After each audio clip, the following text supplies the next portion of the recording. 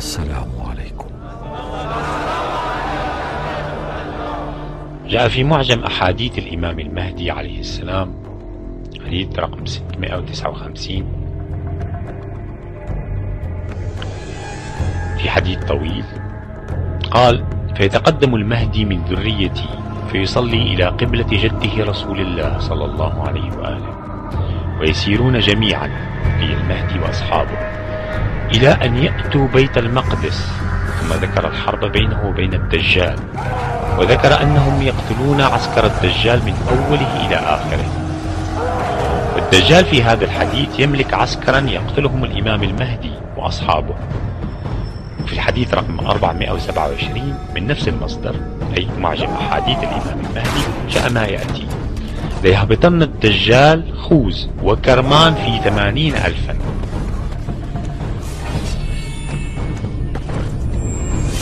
وهؤلاء 80,000 بعض جيش الدجال على ما هو راجح، أي أنهم ممكن أن يكونوا غير أولئك النازلين في بيت المقدس.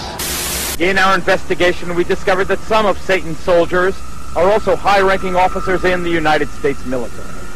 Here at San Francisco's Presidio Army Base, for example, Lieutenant Colonel Michael Aquino led a double life as a satanic high priest. The colonel's cult is listed in the San Francisco telephone book, and his phone answering machine boasts of his affiliation.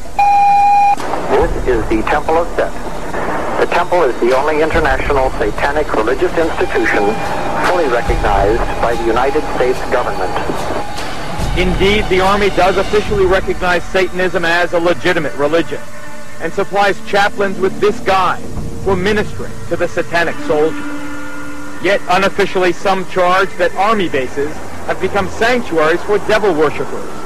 Just last month, under a full moon, I took a midnight tour of the Presidio grounds with police investigator Ed Abanovsky. Are you saying that there was a satanic cult active right here on the Army base? Yes, we believe so. There's evidence to substantiate that. They had satanic rituals going on. There's an altar in there, and all of the graffiti on the wall would indicate that. How'd you find this place? This is a fortification during World War II. During World War II, where they had gun batteries. I can see a pentagram painted on the wall. I can see the words Prince of Darkness. On this wall I see several inverted crosses and other obvious satanic ritualistic paintings or symbols.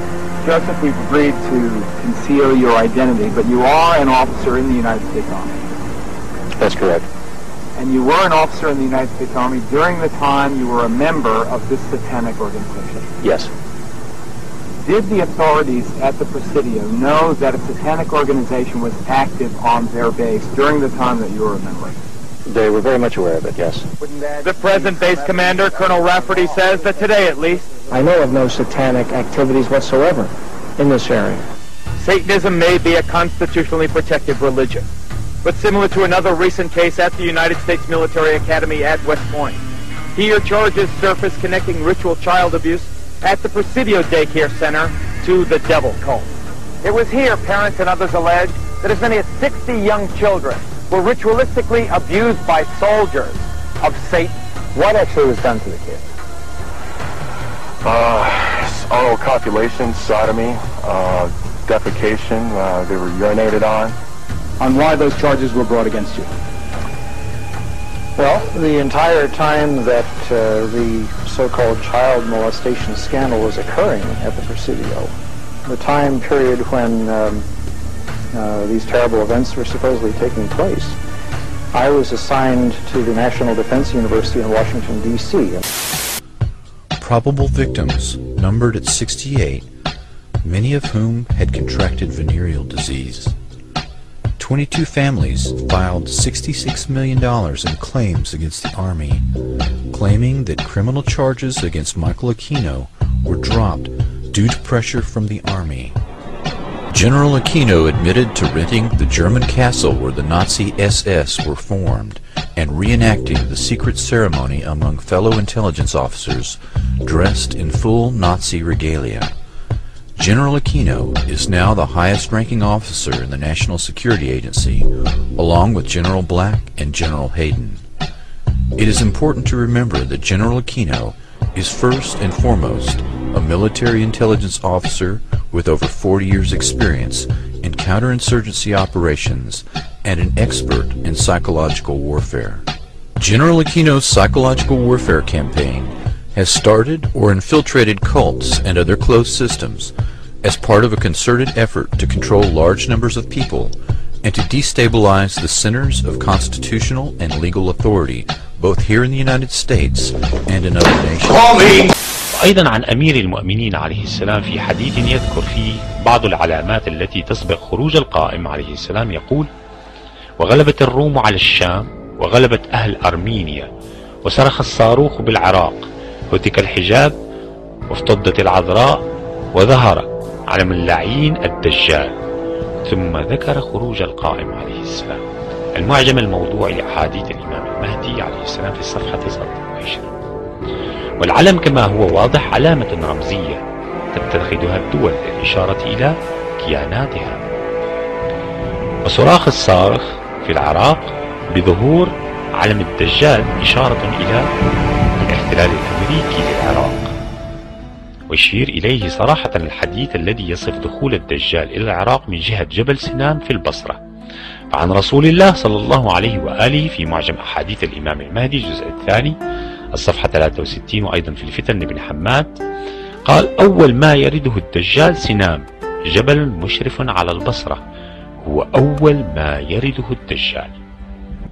ومعروف أن القوات الأمريكية دخلت العراق قادمة من الكويت من الجبل المذكور. وعلى أي حال نحن نعيش عصر الظهور ونشهد بأم أعيننا احتلال العراق من قبل القوات الأمريكية الدجال الأكبر.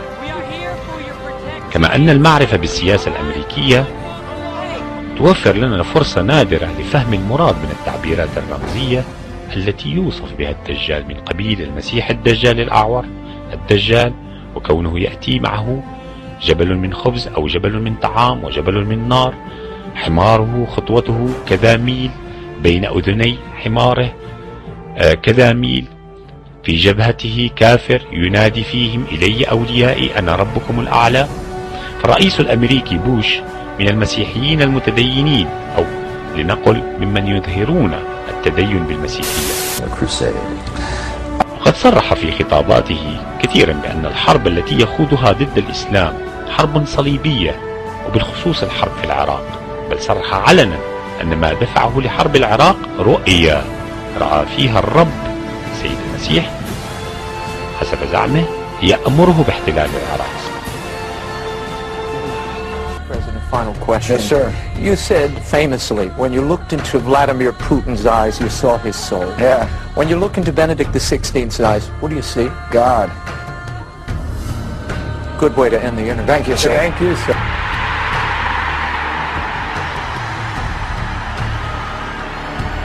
Bush said to all of us, I'm driven with a mission from God. God would tell me, George, go and end fight those terrorists in Afghanistan. And I did. And then God would tell me, George, go and end the tyranny in Iraq. And I did. And now again, I feel God's words coming to me.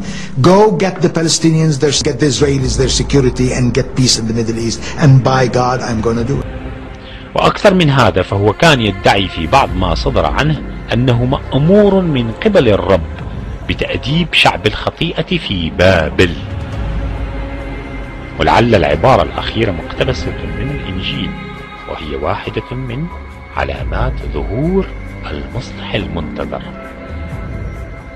وأما أن الدجال أعور فلأنه لا يرى إلا بعين المصلحة المادية، وإن ادعى ما ادعى من حقوق الإنسان والمصالح الشعوب وإلى غير ذلك من المبادئ التي يسوقونها لخداع الناس.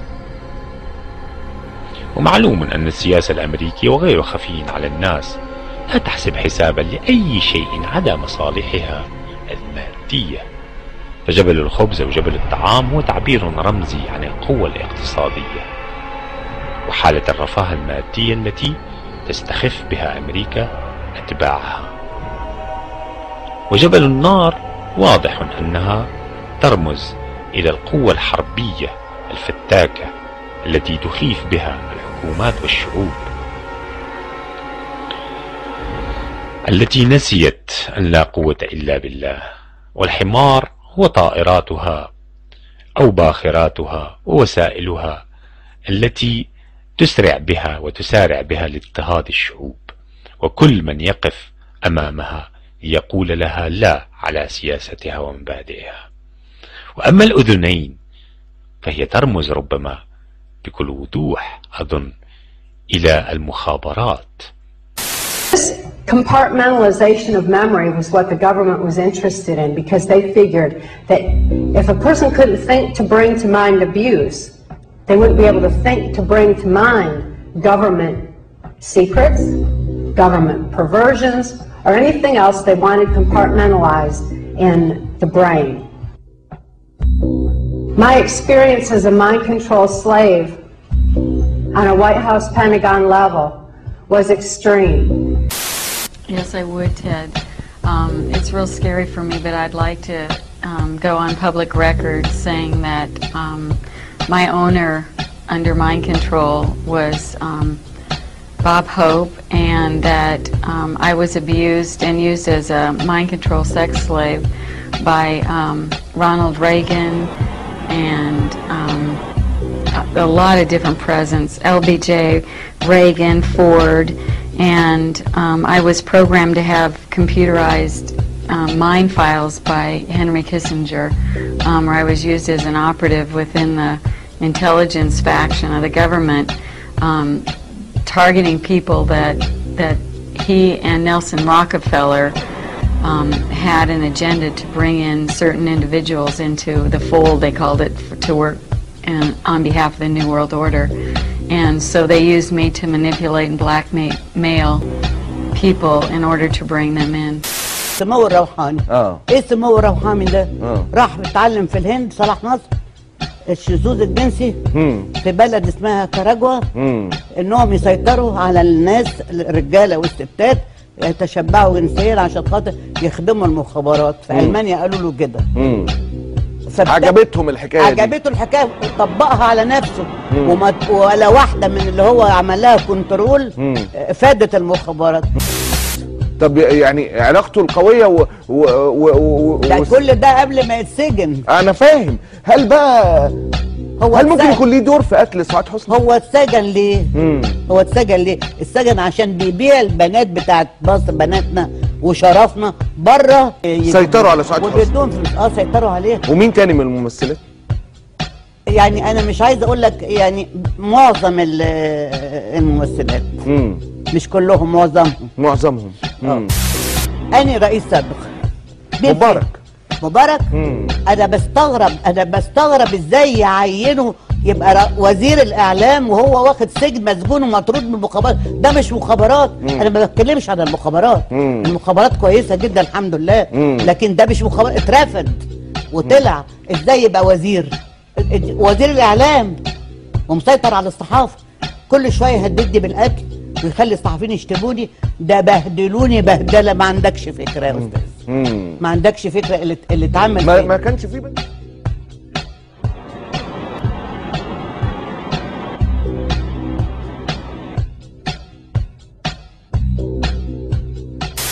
اوضح بس موضوع الكنترول ده لو اذنتي. اتفضل.